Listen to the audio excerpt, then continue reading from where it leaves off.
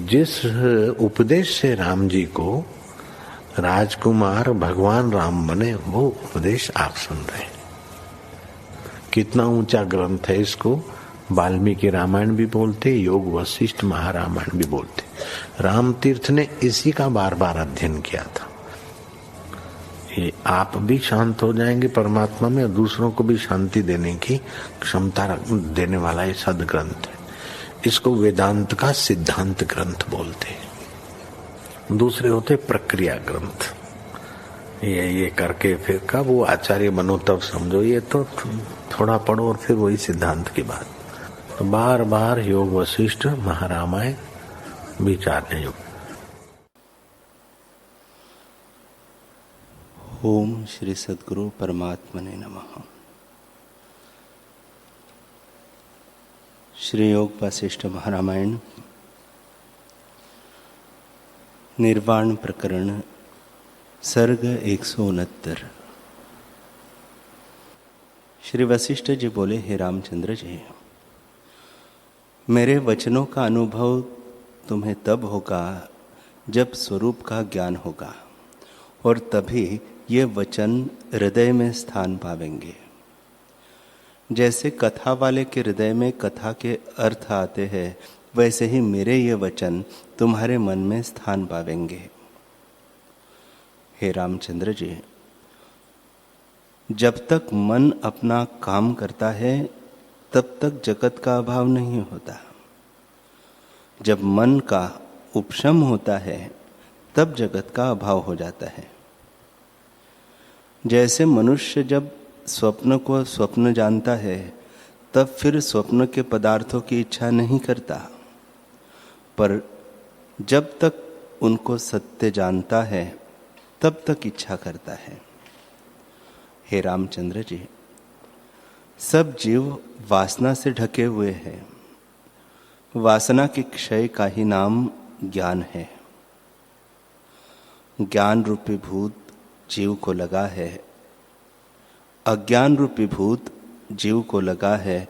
इसी से उन्मत्त होकर इसे जगत प्रतीत होता है,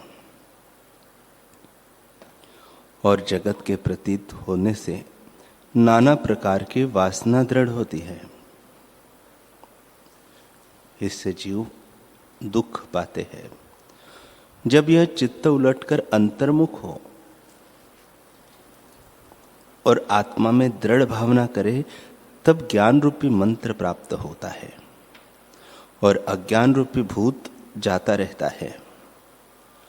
हे रामचंद्र जी, अनुभव रूपी कल्प वृक्ष में जैसी भावना होती है वैसा ही भान होता है। हे राघव, प्रथम इस जीव का शरीर अंतवाहक था और अपना स्वरूप भूला न था। इससे अपने को आत्मा ही जानता था, और इसे जगत अपना संकल्प मात्र भासित होता था। जब उस संकल्प में दृढ़ भावना हुई तब वह शरीर आदि भौतिक भासित होने लगा। जब उसमें दृढ़ भावना हुई तब देह और इंद्रियां सब अपने में भासित होने लगी। तब इनके सुख दुख को जानने लगा। जब जगत के सुख दुख भासित हुए तब सब आपदाएं प्राप्त हुई, पर वास्तव में न कोई सुख है न दुख न जगत है, केवल भावना मात्र है। जैसे चित्त की भावना होती है वैसे ही आगे भासित होता है। हे रामचंद्र जी, जब यह भावना उलटकर अंतर्मुख आत्मा की ओर होती है तब एक ही बोध का भान होता है, और जब एक बोध का भान होता है तब सब द्वैत मिट जाता है। हे रामचंद्र जी, आत्मा में अंतवाहक भी नहीं है। यह ब्रह्मा भी बोध स्वरूप है। यदि बोध से भिन्न अंतवाहक कुछ होता तो भासित होता। अंतवाहक भी उसी से है। अंतवाहक शुद्ध चिन्मात्र में चैतन्य मुख होने और चित्त शक्ति के स्फुरित रहने का नाम है। जब उसको पंच तन्मात्रा का संबंध होता है तब यही जड़ चेतन ग्रंथि है। चित्त शक्ति चेतन है और पंच तन्मात्रा जड़ है। इनके इकट्ठा होने का नाम अंतवाहक शरीर है। यदि यह भी आत्मा में कुछ हुआ होता तो ये वचन न होते। इससे चिन्मात्र है, कुछ बना नहीं, क्योंकि आत्मा अद्वैत है। हे रामचंद्र जी, दूसरा कुछ बना नहीं पर भ्रम से द्वैत भासित होता है। वैसे ही यह जगत भी भ्रांति से भासित होता है, कुछ है नहीं। हे राम, जब है नहीं तो किसकी इच्छा करता है? उतना सुख इंद्रियों के इष्ट भोग से नहीं होता जितना इनके त्यागने से होता है। हे रामचंद्र जी, एक यज्ञ है जिसके करने से पुरुष परम पद को प्राप्त होता है, पर वह यज्ञ तब होता है जब एक खंभा गाड़े और उसके नीचे बलिदान करे। जब यज्ञ कर चुके तब सर्व त्याग करना होता है, तभी फल की प्राप्ति होती है। इस क्रम के किए बिना यज्ञ सफल नहीं होता। यह खंभा क्या है, बलि क्या है, यज्ञ क्या है, त्याग क्या है और फल क्या है, वह सुनो। हे रामचंद्र जी, ध्यान रूपी तो खंभा गाड़े जिसमें आत्मपद का सदा अभ्यास हो, उसके आगे तृष्णा की बलि दे और ज्ञान रूपी यज्ञ करे, अर्थात आत्मा के जो नित्य शुद्ध बोध रूप अद्वैत निर्विकल्प देह इंद्रिया प्राण आदि से रहित इत्यादि विशेषण वेद शास्त्र में कहे हैं, उनके अनुसार आत्मा को जानने का नाम ज्ञान है। यही यज्ञ है। ध्यान रूपी खंभे, तृष्णा रूपी बलि और मन रूपी दृश्य को जीतकर यह यज्ञ पूर्ण होता है। जब यह यज्ञ समाप्त होता है तब उसके पीछे दक्षिणा भी चाहिए, जिससे यज्ञ सफल हो। सर्वस्व देना ही दक्षिणा है और अहंकार का त्याग करना ही सर्वस्व त्याग है। जब सर्वस्व त्याग होता है तब यह यज्ञ सफल होता है। इसका नाम विश्वजित यज्ञ है। जब इस प्रकार यज्ञ होता है तब इसका फल भी होता है। फल यह है कि चाहे अंगारों की वर्षा हो, प्रलय काल का पवन चले और पृथ्वी आदि तत्व नष्ट हो, ऐसे क्षोभों में भी मन चलायमान नहीं होता। यह फल प्राप्त होता है कि जीव कभी स्वरूप से नहीं गिरता। यह शत्रुनाश वज्र ध्यान है। हे रामचंद्र जी, अहम का त्याग करना सबसे श्रेष्ठ त्याग है। जो कार्य अहम के त्याग से होता है वह और किसी उपाय से नहीं होता। तब दान, यज्ञ, शम, दम, उपदेश से भी बढ़कर साधन अहंता का त्याग करना है। और सब साधन इसके बाहर है। हे रामचंद्र जी, जब तुम अहंता का त्याग करोगे तब तुमको भीतर बाहर ब्रह्म सत्ता ही दिखेगी और संपूर्ण द्वैत भ्रम मिट जाएगा। हे रामचंद्र जी, मन के सब अर्थ रूपी तृणों को ज्ञान रूपी अग्नि लगावे और वैराग्य रूपी वायु से जगावे। जब इन तृणों को भस्म कर डालोगे तब तुम परम शांति को प्राप्त होंगे। मन के जलने से परम संपदा प्राप्त होती है। इससे भिन्न सब आपदा है। मन का उपशम करने में ही कल्याण है। ये जो भीतर बाहर नाना प्रकार के पदार्थ दिखते हैं वे मन के मोह से उत्पन्न हुए हैं। जब मन उपशम को प्राप्त होता है तब मनुष्य, पशु, पक्षी, देवता, पृथ्वी आदि नाना प्रकार के प्राणी सब आकाश रूप हो जाते हैं। हे रामचंद्र जी, यह सब ब्रह्म है। ज्ञानी को एक सत्ता भासित होती है क्योंकि दूसरा कुछ बना नहीं। भ्रम से जगत भासित होता है। उसमें जब नाना प्रकार की वासना होती है तब अपनी अपनी वासना के अनुसार जीव जगत को देखते हैं। इससे तुम जागो और वासना के पिंजड़े को तोड़कर आत्मपद को प्राप्त करो। हे रामचंद्र जी, अज्ञान से जो आत्मपद को भूलकर सोए और वासना के पिंजड़े में पड़े हैं, उन अज्ञानियों की तरह तुम न होना। अज्ञान से जीव का नाश होता है। जो कुछ जगत देखते हो वह ब्रह्मात्र है। जैसे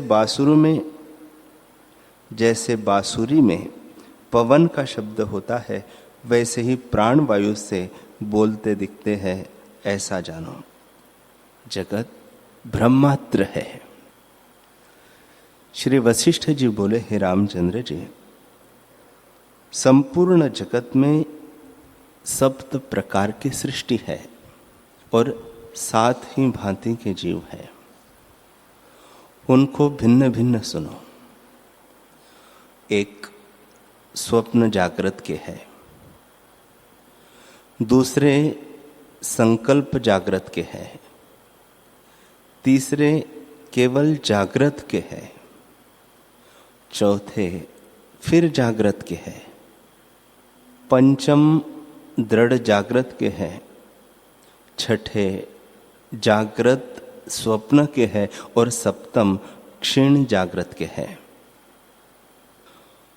राम जी ने पूछा, है भगवान, आपने जो यह 7 प्रकार की सृष्टि कही है, सो समझाने के लिए मुझसे खुलासा करके कहिए। यह ऐसे है जैसे नदियों के जल का समुद्र में अभेद हो, और इनको पूछना भी ऐसे ही है जैसे एक जल से फेन, बुलबुले और तरंग वायु से होते हैं। इसलिए आप विस्तार से कहो। वशिष्ठ जी बोले, हे रामचंद्र जी, प्रथम सृष्टि तो यह है कि किसी जीव को किसी कल्प में अपनी जागृत में सुषुप्ति हुई और उसमें जो स्वप्न हुआ तो उसको हमारे जागृत का जगत भासित हुआ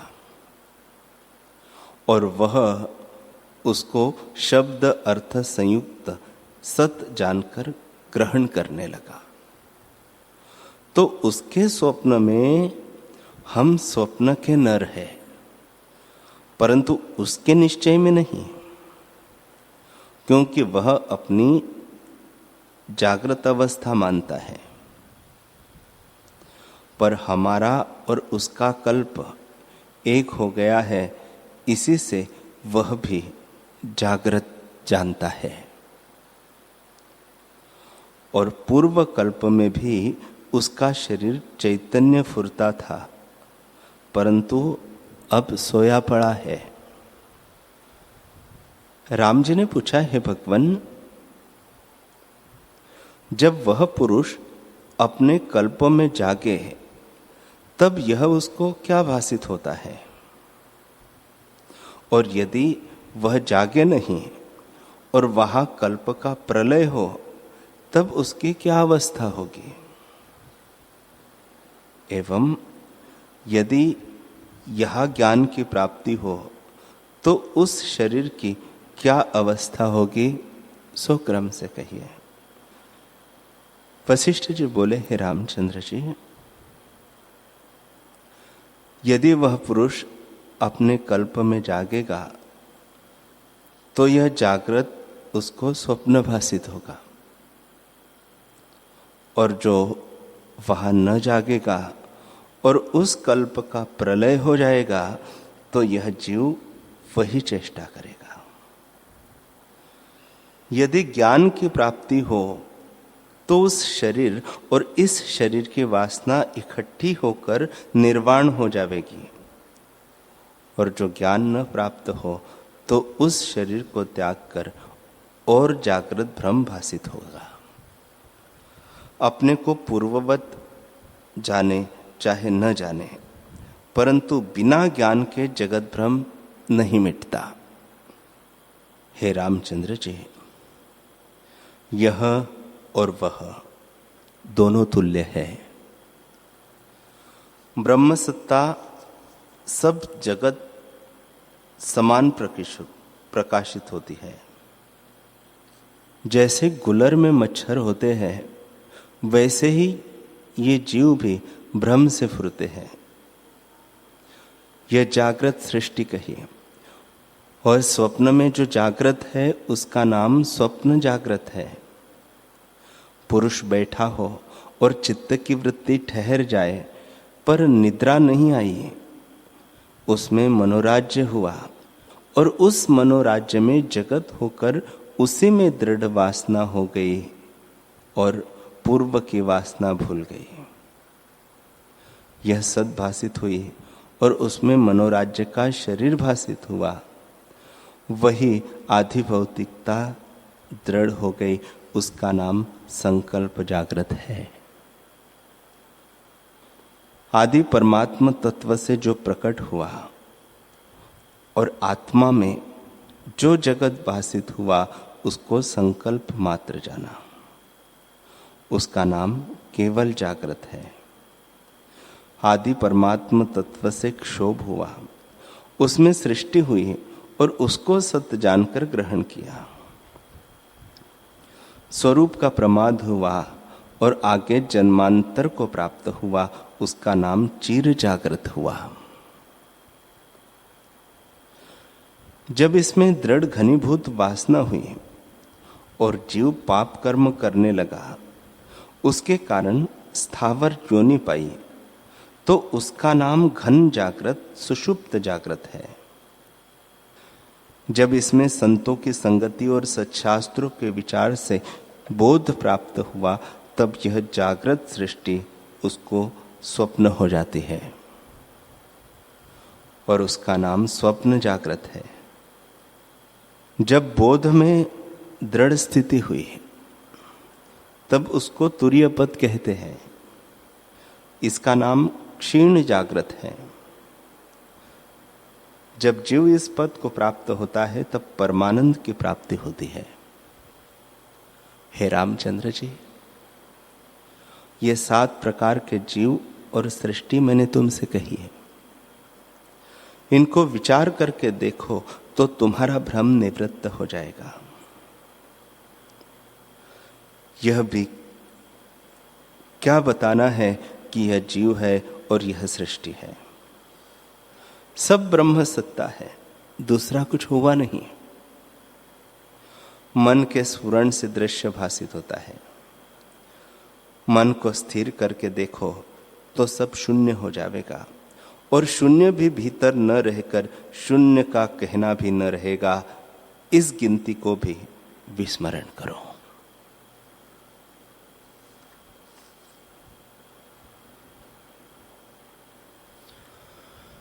हरि ओम।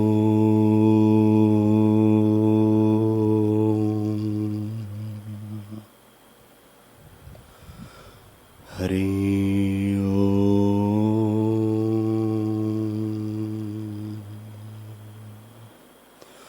ओम। सहना भवतु सहनौ भुनक्तु सह वीर्यं करवावहै तेजस्विनावधीतमस्तु मां विद्विषावहै। ओम शांति शांति शांति। श्री सद्गुरुदेव भगवान की जय।